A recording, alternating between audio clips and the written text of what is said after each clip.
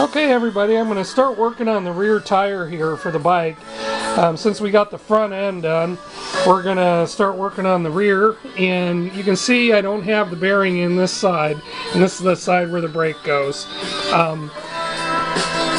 If you give me a second here, I'm going to put the tire up on end and show you the other side. Okay, and you can see I've already got the bearing in on this side, and I showed you in a previous video how I went about doing that. So I've got that bearing in already, and it's seal. So we're going to do the same thing on the other side here with the seal, but while we're doing this, we're going to need to put in the spacer. So here's the spacer that goes in there, and you can see it's kind of got rust marks on it. It won't hurt anything, but it's old, and I'm not going to go buy another spacer when this one's perfectly fine. And then here's the other piece here, and what that does is once you get the brake on and everything, it slides in the top from the other side. Basically, it goes in the other side of the tire. I'll show you when I get it all in. Okay everybody, I'm going to put together the one of the chain guides that goes on the swing arm in the back, and you can see I didn't clean off this little plastic piece here. I plan on using this bike. I wanted to get it cleaned up and refreshed and all new bearings and everything, but I also want to use it, and you know, having a little bit of dirt on this piece doesn't affect its performance whatsoever. So I am gonna put this back together and put it on the swing arm here, and once I get it on, I'll show you how the orientation of it is and the size of the bolts and the torque specs on it. Okay, you can see I got the chain guard on there. These are 12mm bolts, and the bolts that go in on this are 10mm, and I kept all the parts together, so you can see there's the chain guide in there, and that's it. Just attach it to the swing arm, and that's the orientation of it. One little piece that I put on, you can see this is another chain guide, and it goes right underneath here, and there's two threaded spots for it to go in, and those bolts are 8mm. Okay, I got a couple more pieces on here. You can see this little plastic guard that goes on here. You put this one on first, and it's got a little tab that goes here, and then there's another little tab on this side that it goes into, and it goes over the bolt head right here.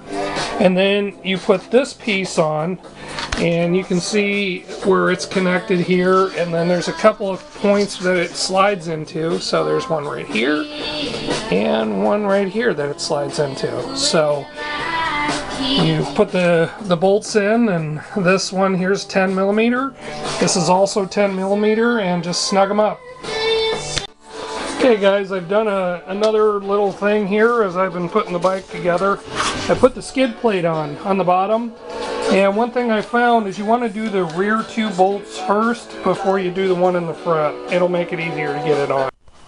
Okay everybody, I put on the rear brake lever, and I'll tell you, it was a challenge. I don't know where there's really good directions on how to put this thing on, but I'll tell you what I did, and I fought with it quite a bit.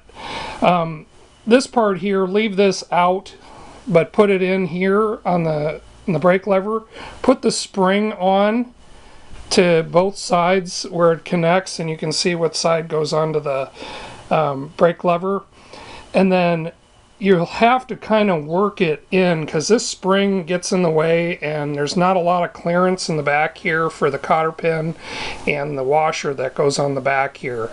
So be patient, work the best you can, because I fought it.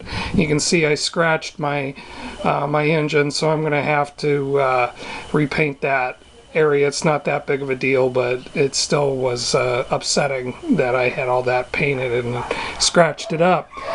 Okay, as you can see, that's the way the brake line goes, and where it connects in the back here. So next step is getting the rear tire on. Okay guys, I've done a little work off camera. I put the rear tire on, and I'll show you what I did. I one of the things I did was I took the master link off of the chain so that I could fish the chain through everything on the bike and then connect it. And if you look here real close, on this side of the axle, you've got the nut, the washer, and one of the spacers that adjusts the distance that the rear tire comes back on the bike. So you can see I've done that on this side, and in between there's also a collared spacer that goes in between that and the wheel. So you got to make sure you get that put in and pushed into the seal that's inside there and have it in that order. And then I'll show you on the other side here, you've got the rear brake. There's a little thing that sticks out on the inside of the swing arm, and that will slide into there with the brake housing. And then you can see the orientation of this, the little butterfly thing on the back of the brake line like this, and then the other bolt on the other side here to hold it in place. And then you can see the orientation of this. There's a little bracket that goes over this little tick there to hold the tire from coming completely off the bike. And then you have the adjuster here on the other side. Now my little thing that used to be on here that connects to this hole has been broken off years ago, and they just never got a new axle nut, which it's not that important, so I'm not going to bother replacing that axle bolt. And you can see I also adjusted the brake pedal once I put it on, and you want to have between 5/8 and 3/4 of an inch of play, so you kind of gauge it for, I go 3/4 of an inch. I think that's a fair amount, and then the tire will move easily. Okay, I'm starting to roll into putting the CDI together, and I've been painting the parts, and you can see this isn't the original silver, but I sure do like it. It's called an iron metallic, and it's real pretty. So I went with that color for the CDI cover, then I repainted the stator cover and the edges of the CDI, and cleaned up the rest of the parts. And you can see these are the old gaskets, and I have some new gaskets here. So I'm gonna put that back together, and I'll show you what I do. And oh, here's the seal for the CDI, which it goes in this part right here, and there's the part number for that seal if you want to get one.